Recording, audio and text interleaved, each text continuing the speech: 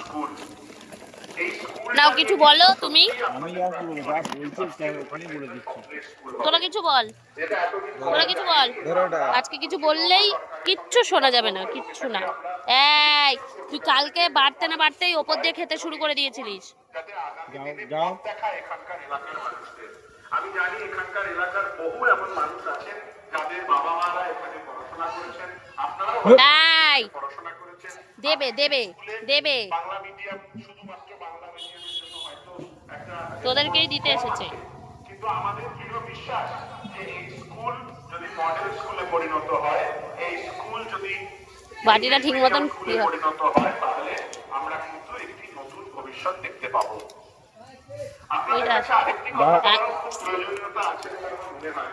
আপনারা যারা যারা 15 তারিখ প্রভাত ফেরির সময় দীপাঞ্জন চক্রবর্তীকে দেখেছেন, তাহলে তার ভিডিও বা তার ছবি দেখলে আপনারা দেখতে পাবেন যে দীপাঞ্জন বাবু একটি রোলস রয়েস গাড়ি চেপে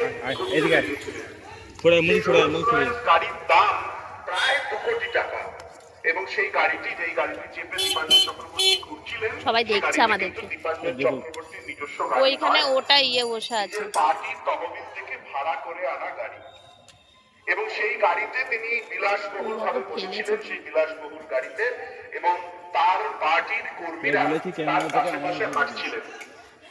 ক্যামেরা দিয়ে আমাকে শীর্ষণ্য বন্দ্যোপাধ্যায় কিন্তু যখন ডোর টু ডোর ক্যাম্পেইন করেছেন, আপনাদের সঙ্গে আপনাদের পাশে একই রকম ভাবে পায়ে হেঁটে ডোর টু ডোর ক্যাম্পেইন কেটে আরেকবার করব। আমার ফ্ল্যাশ লাইটটা আলোটা বাড়েনি, বাড়ি দেবো। কিছু বাড়াতে হবে না, যা আছে তাই। কংগ্রেসের আদর্শ অনুযায়ী আমরা রোলস রয়েসে বিশ্বাসী নই। হ্যাঁ, আমাদের সকল ওটাকে ডাক, ওটাকে ডাক। কারণ কি মমতা বন্দ্যোপাধ্যায়ের অঙ্গীকার মানুষ এবং মানুষ মাত্র।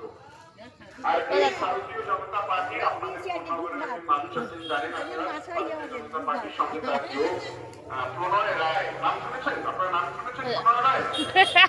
এই প্রণয় রায়ের কিন্তু খুব ইচ্ছে ছিল ভারতীয় জনতা পার্টির হয়ে উত্তরপাড়ায় প্রতিদ্বন্দ্বিতা করার, কিন্তু আপনারা জানেন যে কোন নম্বরের মানুষ আমরা এই 2 নম্বর বাজারে। হ্যাঁ, তার কারণ হচ্ছে ভারতীয় জনতা পার্টিতে কিছু লোকের তাবেদারি আর সেই জন্য প্রণয় রায়কে আপনাদের দেওয়া হয়নি। এবং তারপরে প্রণয় রায় যদি এসে আপনাদেরকে কোনো কথা বোঝানোর চেষ্টা করেন, তাহলে প্রথমে প্রণয় রায়কে প্রশ্ন করে জিজ্ঞেস করবেন যে প্রণয়দা, আপনি কেন টিকিটটা পেলেন না? আপনি তো এবিপি আনন্দে 24 ঘন্টায় গিয়ে বারবার বিজেপির ধামা ধরেন, বিজেপির জন্য সারাক্ষণ আপনি পথে পথে থাকেন, আপনি কোন নম্বরের ভূমিপুত্র, আপনাকে না দিয়ে করে আনতে হলো কল্যাণীর একটি ছেলেকে। সেই উত্তর প্রণয় রায় দিতে পারবেন না।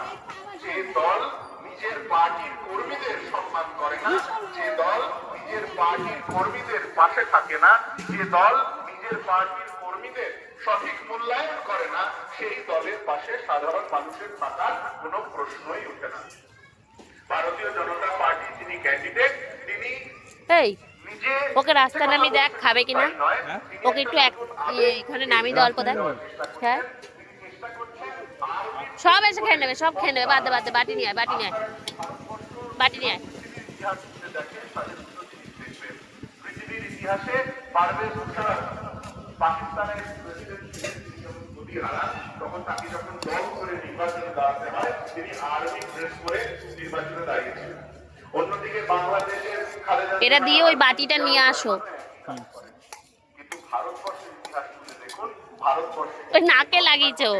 কারণ কি ভারতবর্ষের যারা সেনাবাহিনী, তারা ভারতবর্ষের গণতান্ত্রিক পরিকাঠামো এবং ভারতবর্ষের সংবিধানকে মাথায় তুলে রাখে, নিয়ে আসো।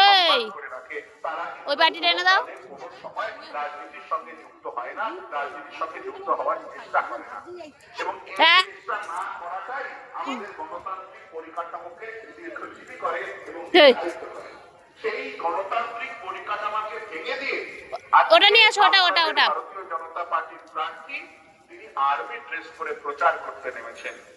সেই আরবি ড্রেস করে প্রচার করতে নামাটা আসলে আপনাদের সকলকে মনে করিয়ে দেওয়া যে ভারতীয় জনতা পার্টি একটি স্বৈরাচারী শক্তি। তারা সংবিধানকে মানে না, তারা গণতন্ত্রকে মানে না, তারা মনে করে যে এক নায়কতান্ত্রিক ভাবে তারা ভারতবর্ষকে পরিচালনা করবে, যেটা মমতা বন্দ্যোপাধ্যায়ের পক্ষে ভারতবর্ষে সম্ভব নয়। আজকে ভারতবর্ষে মমতা বন্দ্যোপাধ্যায় সর্বভারতীয় স্তরে একমাত্র আওয়াজ, একমাত্র বলা, একমাত্র মুখ, যাকে নরেন্দ্র মোদীর সরকার ভয় পায়, নরেন্দ্র মোদীর সরকার সামলে। ওরা একটু খেতে না খেতেই হয়ে গেল। আজকে মমতা বন্দ্যোপাধ্যায় সিকিউরিটির যিনি দায়িত্বে আছেন, একজন আর দিতে পারেন।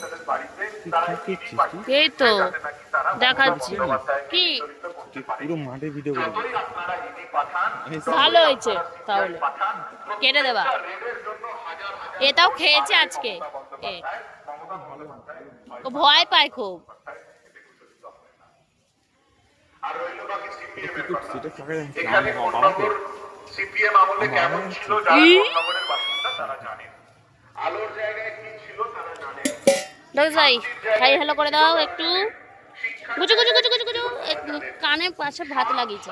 কারখানা কারখানা ছিল আপনাদের বিধানসভা এলাকায়, কোন নম্বরের তিনটে না চারটে কারখানা, সমস্ত ছটা কারখানা তো আপনাদের এখানেই ছিল। তার মানে উত্তরপাড়া দেওয়ালে প্রায় 8 থেকে 9টা কারখানা ছিল। সেই সবকটি আরেকটা বাটি, ও। দায়িত্ব নিয়ে বন্ধ করে দেওয়া হয়েছে এবং সেই দায়িত্ব জল দাও তো। সিটু থেকে আরম্ভ করে সিপিএম এর যারা বড় বড় গুন্ডারা, যারা হুব্বা গুন্ডারা ছিল তারা করতে পেরেছে।